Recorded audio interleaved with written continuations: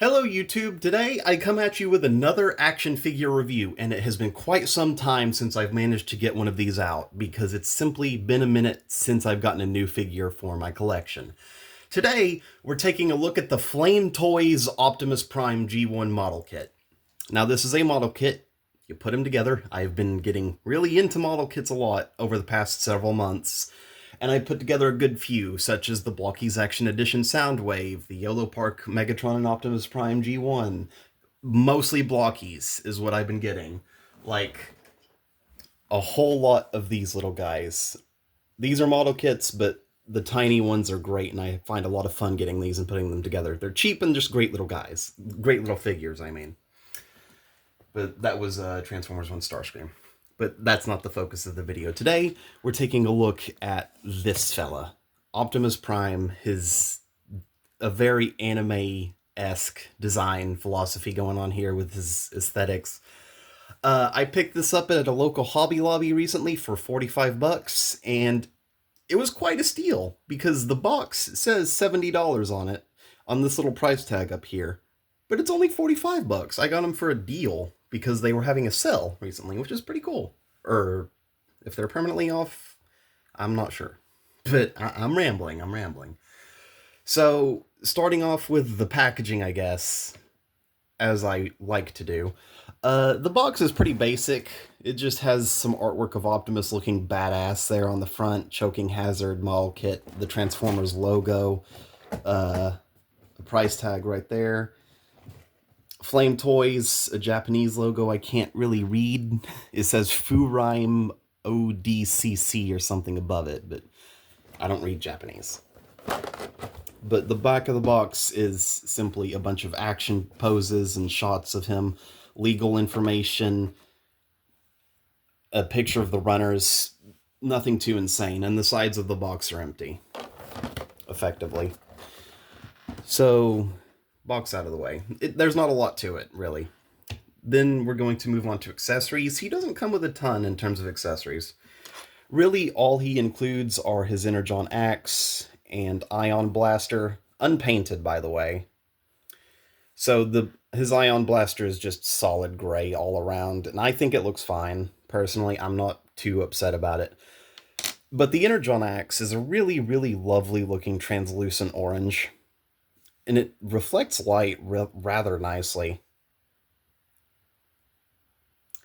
But it just replaces one of his hands. So you rip a hand off, ball joint socket, ball joint, you pop it in, and it's on there. It's nothing too crazy.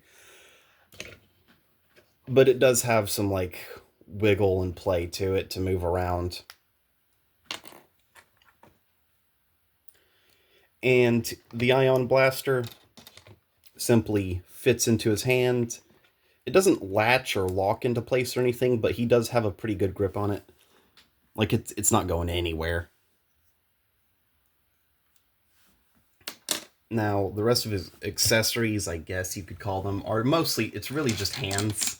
He comes with a whole bunch of them.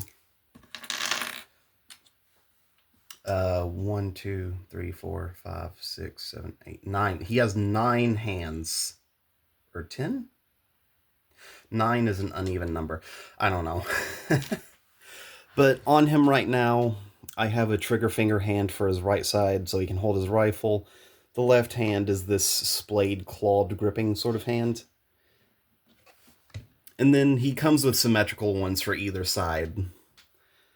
Like a right clawed grip hand, a pair of splayed open hands,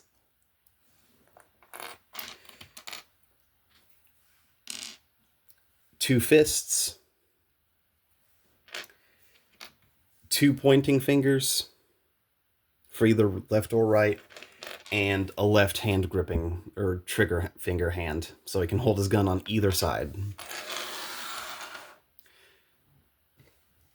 Now, this is something I don't remember if I've done before, but a bit of a size comparison.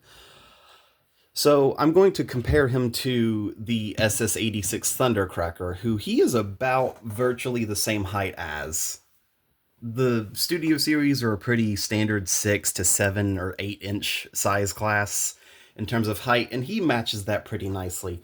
But compared directly to his bigger brother, the Studio Series 86 Commander class Optimus Prime, yeah, he's a little bit tiny.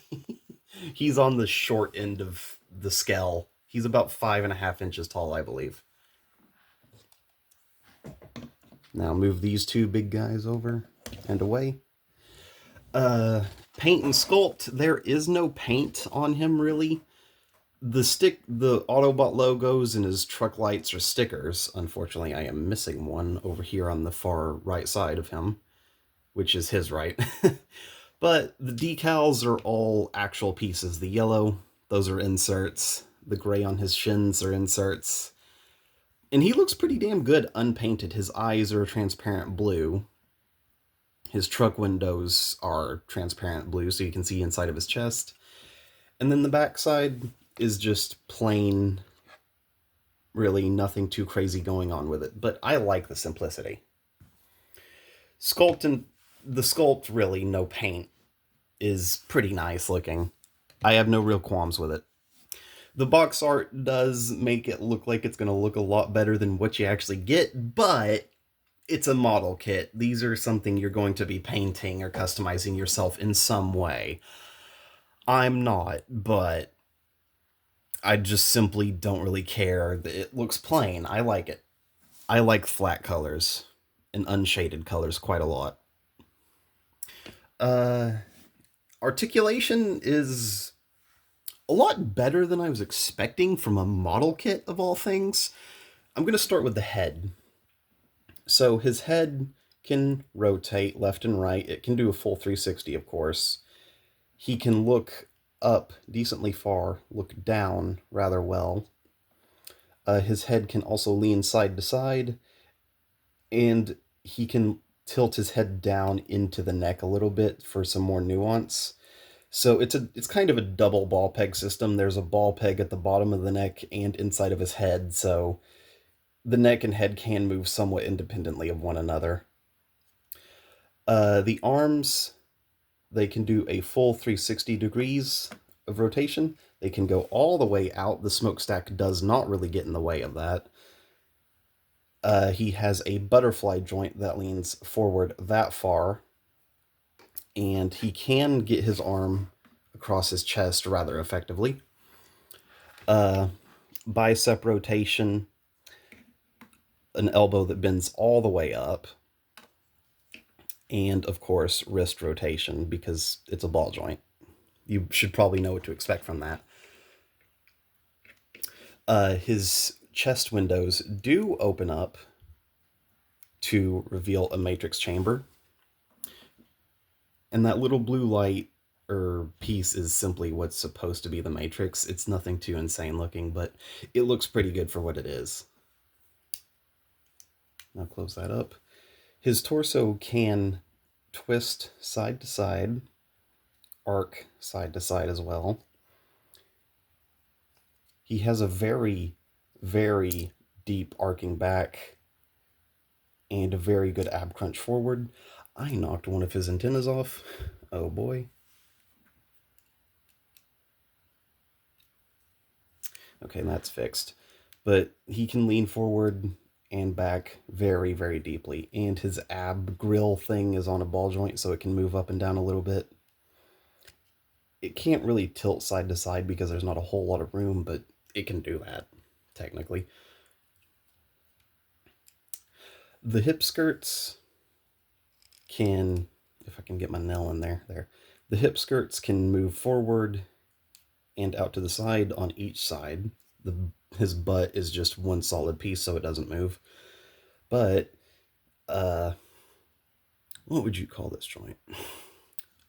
A swing joint? I don't know the name of this type of piece, but he has a little armature inside of his waist that allows his legs to slide forward and back on its own joint, which allows a rather high up kick.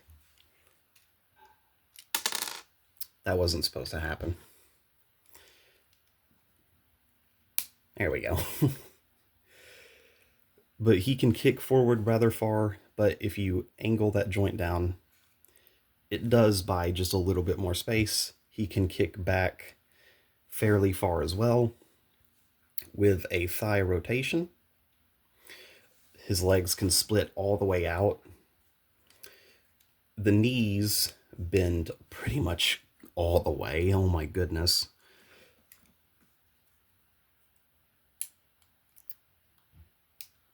These hip skirts do not like to stay super well. But the feet can also rotate just a little bit. The toes can pivot all the way around. There we go, fixed it. And the feet can bend backwards just a little bit forward, not a ton in the feet aside from that toe pivot. But what's there is rather impressive, and I recommend it personally if you can find it for a good price. 45 bucks at a local Hobby Lobby was pretty damn good. But I think this is probably one of my favorite model kits I've picked up as of recent. He's absolutely amazing and very fun to mess with. But that was just a quick little review, and I hope you guys enjoyed it, even though it's not great. And I hope you have a good day. Don't forget to like and subscribe. Peace out.